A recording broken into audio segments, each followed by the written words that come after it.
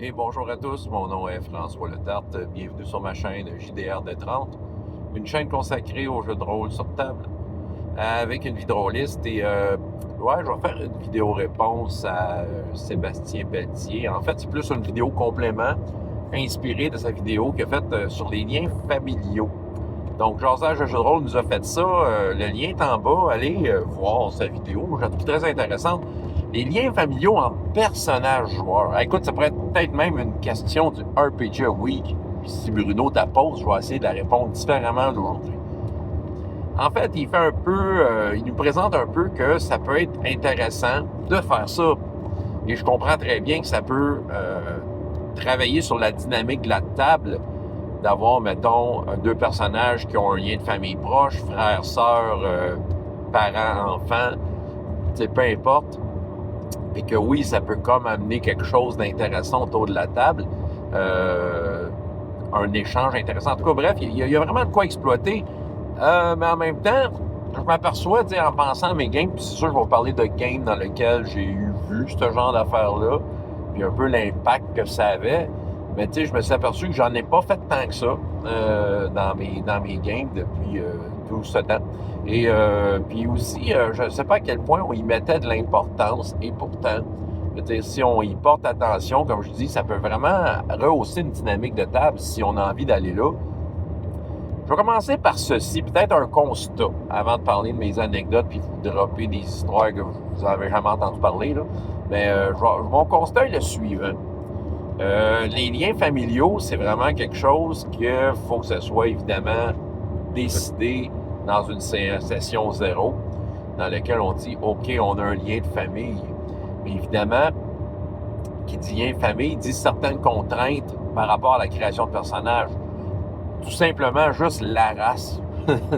Quand tu joues dans un univers fantastique où tu n'as pas juste des humains, c'est ça, il faut qu'au moins que les deux joueurs, évidemment, décident d'avoir la même race. Fait que déjà, c'est une contrainte. C'est parce qu'en fait, c'est ça, le problème du fait, pourquoi qu'on voit peut-être pas ça souvent des liens familiaux, du moins dans mes tables, c'est que souvent les joueurs arrivent à la table avec leur propre idée de leur personnage. T'sais, ils sont leur propre affaire. Et là, aussitôt que tu touches à du fantasy, ben, on dirait que tout le monde veut être une race différente. Fait que c'est sûr que créer des liens familiaux, c'est plus difficile dans ce temps-là. C'est ça. Donc, ça prend déjà cette restriction-là de dire au moins vous êtes la même race. Puis qu'un peu, au niveau du background, il y a une discussion de ouais, OK, c'était quoi votre famille? Parce que bon, vous êtes nés à la même place, à moins que vous soyez des frères que vous ne connaissiez pas, que vous découvriez au début de la game que vous étiez comme de la même famille, parce que bon, à la naissance, vous avez été séparés. Peut-être, là, ça peut être intéressant aussi de remarquer. Mais là, ce qu'on veut, c'est peut-être un lien familial dans lequel il y a, dans une certaine mesure, il y a un background lié à ça. Pas besoin de créer le background. Encore une fois, là, le background, là, c'est du niveau 1 à 4, 1 à 5. Mais tu sais, juste de dire qu'on est frères, ça va juste comme dans la façon d'interagir ensemble. Tu sais, ça peut créer de quoi d'intéressant. Bon, cela dit, sachant que, bon, ça prend une séance zéro et que ça soit décidé que c'est ça, bon, ben justement, je vais vous raconter peut-être les fois où j'ai eu ces situations-là. Le souvenir, le plus gros souvenir que j'ai, c'est récent en fait, c'est Uncharted Worlds, PBTA de science-fiction, dans lequel je jouais le révérend Colby Skolt. C'est un humain, en fait, qui a viré sur le top à un moment donné, d'une certaine façon, parce qu'il s'est mis à croire une religion extraterrestre, puis il s'est complètement converti. Religion qui est pas maligne, mais en même temps qui était un peu bizarre, le changement perpétuel, puis tu sais, ça y était tellement dedans qu'il s'est modifié génétiquement lui-même. Donc, il n'était plus l'humain qu'il était, il était quelque chose d'autre. Sa peau était toute dorée, il y avait des implants cybernétiques pour augmenter sa force et sa résistance à la chaleur, en lien avec un travail qu'il faisait quand il a été converti. Il travaillait dans des mines. Mais oui, il y avait une famille avant de virer sur le top. Puis c'est ça, dans son background. Puis c'est ça, un autre joueur, Patrick, qui a fait peut-être une quinzaine de games dans cette campagne-là, a décidé « Hey, je veux jouer ta fille. » OK. Fait que c'est comme... Il jouait une pilote un peu tête brûlée, qui s'appelait Oriane Perron, Colt Perron. Ouais, le Perron, c'est parce que la mère, on a décidé d'un commun accord que sa mère était Chantal Perron. C'est une joke. C'est un running gag parce qu'au Québec, Chantal Perron, c'est une personnalité connue, comédienne, animatrice. Puis, on a décidé de prendre carrément elle. C'était comme Chantal Perron prenait des photos d'elle, puis c'est ça.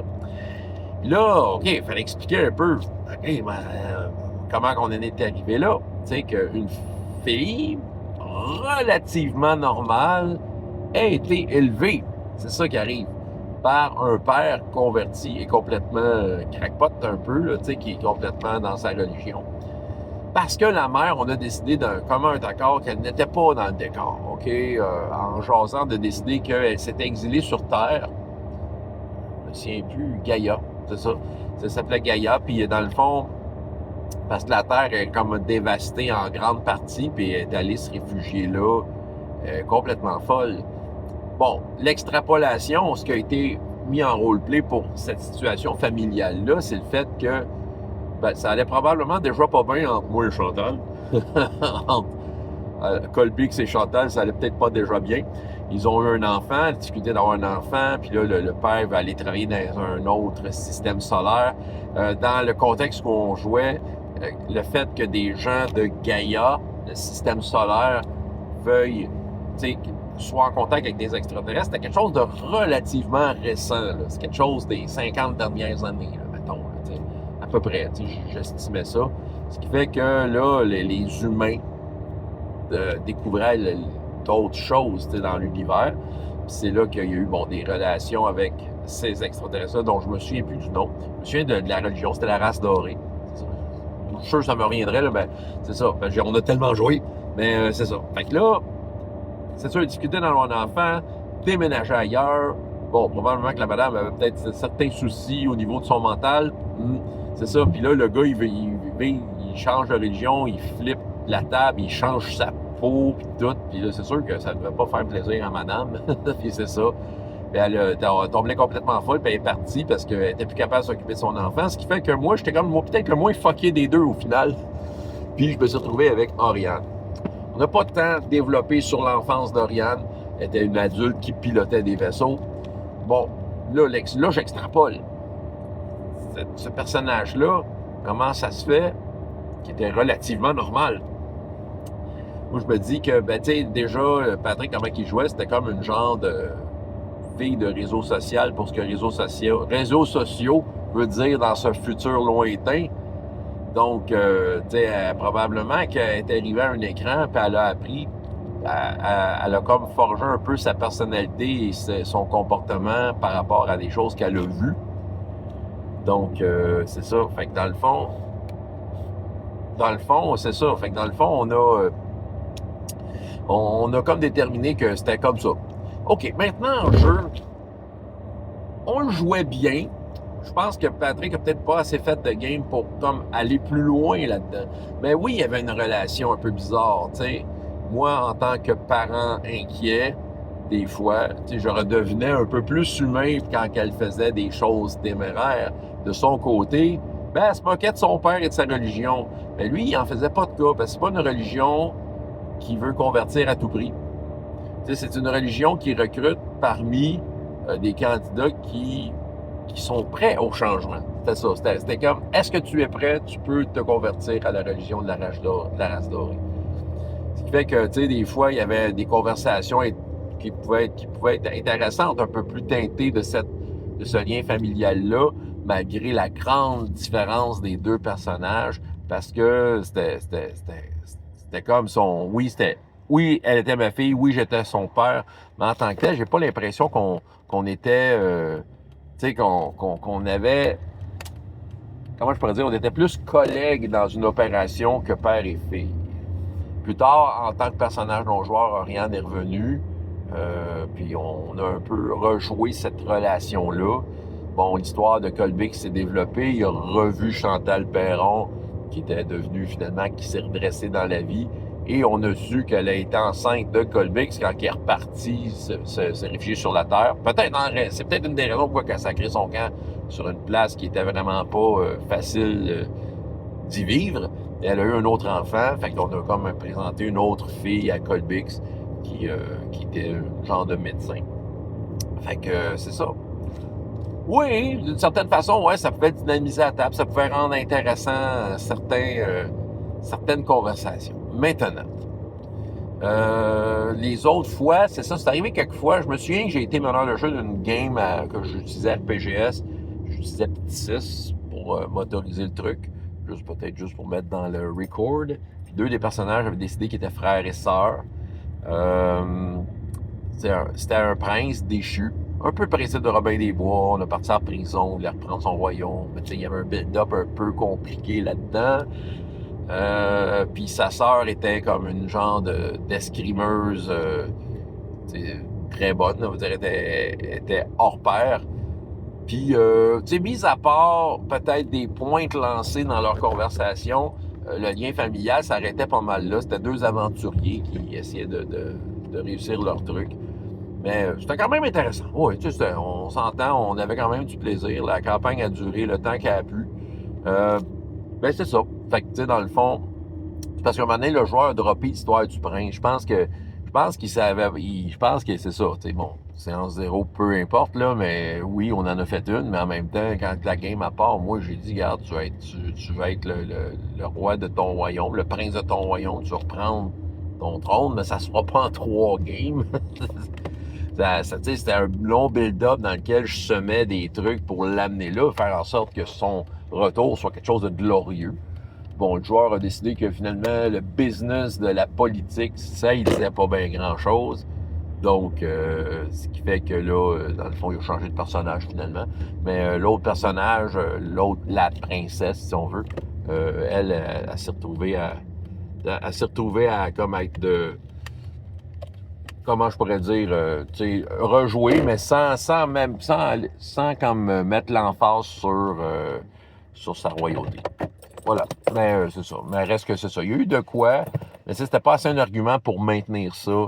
C'est ça qui arrive. Tu sais, je pense que les intérêts individuels là-dedans passaient par-dessus le fait que hey, on a une famille tout ça. OK, peut-être un peu comme fait divers pour finir cette vidéo-là. J'ai en fait 2 games avec des jeunes qu'il y avait ça. Mais c'était de façon naturelle, parce que dans la vraie vie, c'était des frères et des sœurs. En fait, dans les 2 cas, c'était des sœurs. Tranchon et Tracon. On n'a même pas Tranchon et Tracon avant ça. Je faisais Bob le rôliste. C'était à la bibliothèque. Puis c'est ça. Puis dans le fond, il y a 2 filles qui étaient 2 sœurs. Ils ont décidé qu'elles étaient sœurs aussi dans le game. L'une qui jouait une chevalière, l'autre qui jouait une espèce d'érudit. Ils étaient des sœurs dans la vraie vie. Fait que, tu sais, à quelque part, sans mettre vraiment d'effort là-dessus, on pouvait peut-être un peu le ressentir. Ça s'arrêtait pas mal à ça. Peut-être juste noter que ces personnages-là font partie de RPGS aujourd'hui, des personnages non-joueurs. D'ailleurs, l'érudit qui est devenu entre-temps chancelière du royaume en l'absence du roi, en attendant qu'un autre roi arrive. J'avais demandé à cette joueuse-là si ça l'intéressait que son personnage accède au trône, ben elle a dit non. Fait que j'ai décidé de respecter ça. Chancelière, et cette année, ben là, il y a eu comme une histoire, je l'ai ramené tout ça. J'ai pas ramené la sœur, par exemple, c'est ça qui arrive. J'ai comme un peu oublié qu'elle existait, je sais pas pourquoi, momentanément, et pourtant, une chevalière très intéressante, la sœur.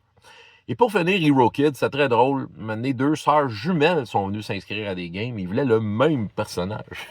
Fait que moi, j'avais en backup des copies en double de certains des personnages, parce que moi, j'ai des fiches déjà plastifiées, mais j'avais déjà comme en papier là, au personnage. Chacun ont leur personnage. Il y avait le même bonhomme. Il était super coordonné dans le game. C'était très drôle, c'était très cute. C'était 2 sœurs, et donc ils agissaient en sœurs ils étaient des vraies sœurs dans l'aventure. Fait que ça, c'était très drôle. Tu sais, ils étaient très coordonnés.